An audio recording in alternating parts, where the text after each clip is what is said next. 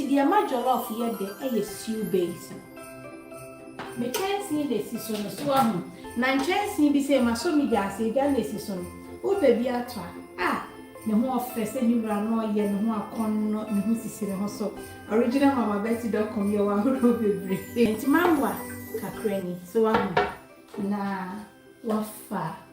Your jollof spice blend. Me pa chowuni a fa spice bi a wo pe.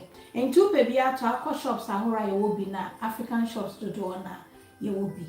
For 1 teaspoon now the another one count here 2 teaspoons. Into where I may jollof stew I feel a mini tomato base.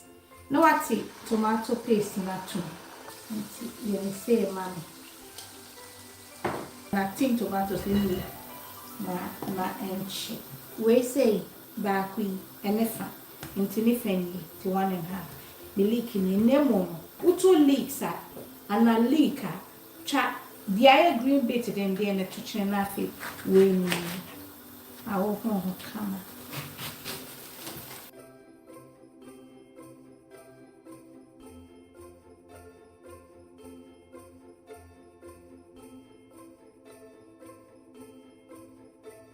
Into where you find out and I need to change.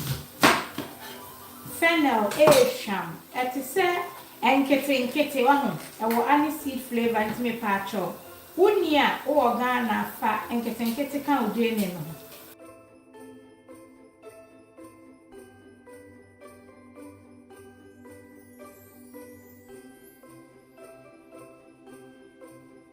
The way I'm spring onions can crave me, I can say.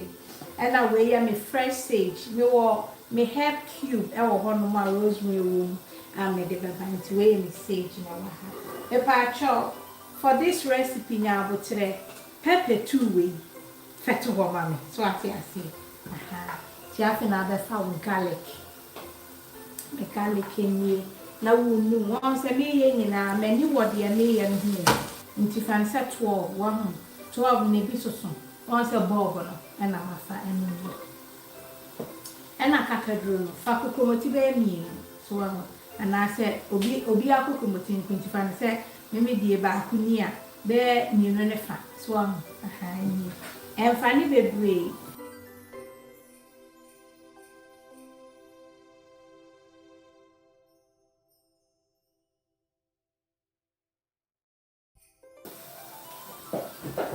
acho we did how many minutes ni say 24 minutes. Yeah.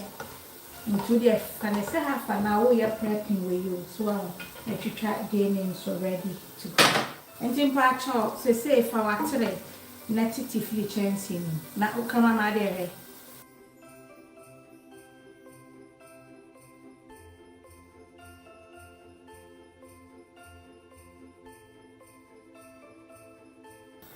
We dey no stick and pat.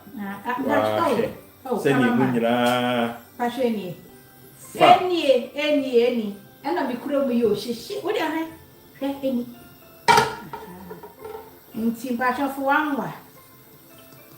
Yeah, jollof stew 2 young wa. Na chifro ye na mam. So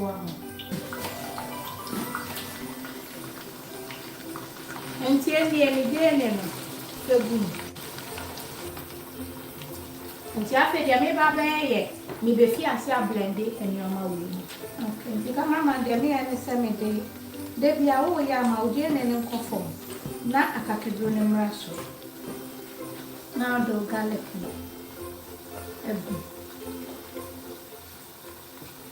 Do spring onions. Any leeks. The kind blend here.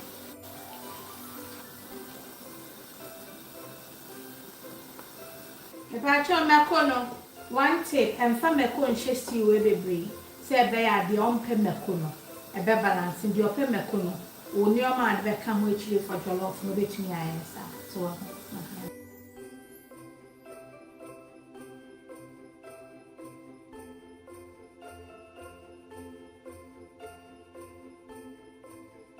me have cube in part of it over You and then me back or back.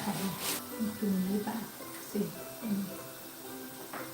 And they said, dear Jen and I, so After now, the whole garlic in the leeks, and the spring onions now, and penalty kind of good.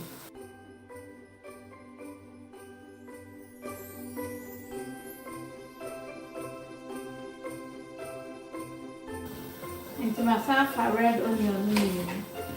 I was here for I was saying, I now the channel. What do you try? Send your mind you be a say. I say fat. Where no macaroni in our has say, who say Junior, the meaning hour.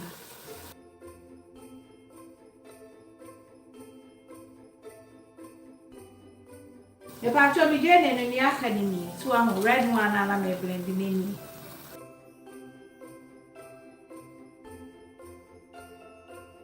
And tomorrow say I'm one of ever and me say, a hanona would day untoast. A hand is a old yan open say a tibun, chiama and you into the Sena wish man room, men and watch a recipe. A basil woman who has near dear womb. Into me have a key woman and the afternoon. Into afternoon, or take in toast. I was saying, the shadow I may and I say, yes, say now. And made then a share what a hammer. I won't say my say, intimate actually, you man.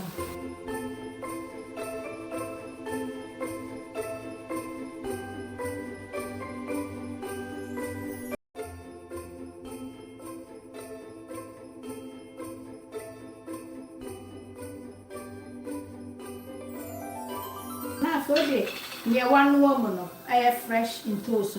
My near Mukama into no one so dear good.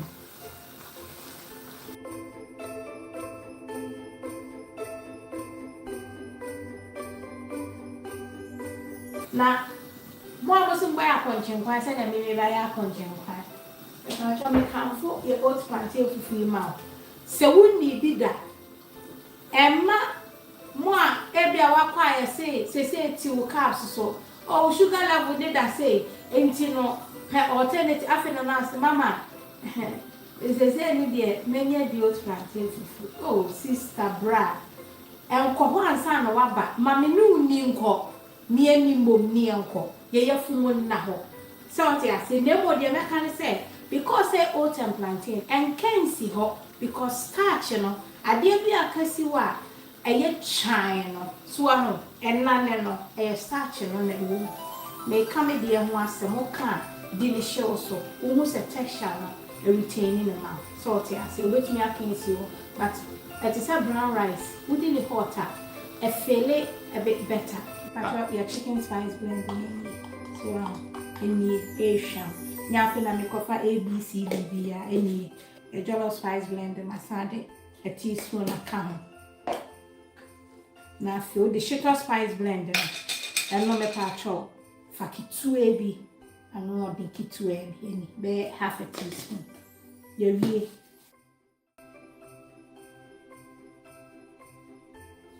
Racho any me salt kakra bi na me digum de enti a ye ne saye stock ni ade be aduane so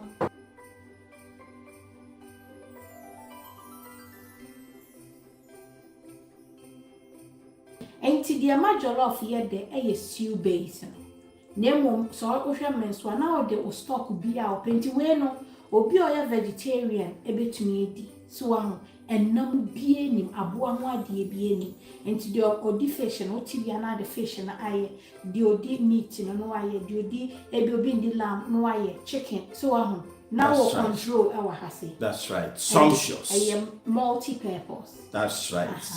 Oh, I love the color. I love the color. Gold, you know, and it's a dark way green, no. Just say it makes it so beautiful. And the spices. What I won't try spices way no. Try it. Try it. You will never go back if you try these spices. They are so good. The food, if you put it in your food, they taste amazing. Thank you, thank you, thank you. I love you so much. I love you, Original. Thank you so much. I really appreciate this. God bless you. Original Mama Betty. Hey, me so come in chance, you know, and you say, Kitwa. I bedroom terms so me order on Monday. na aba Friday no die about Virginia all the way to Virginia, USA. It's 4 days na Nisaka. I mean sure what it. Oh my Betsy, onyankopon shaw. Ow, ow, ow, ow, ow, ow, ow, ow. Ma chese me de minim sa dani ade ketua bi kura o. Good morning, original. Pina mati semen chansi na no. Nsa kama meni aji efe. Meni aji hon.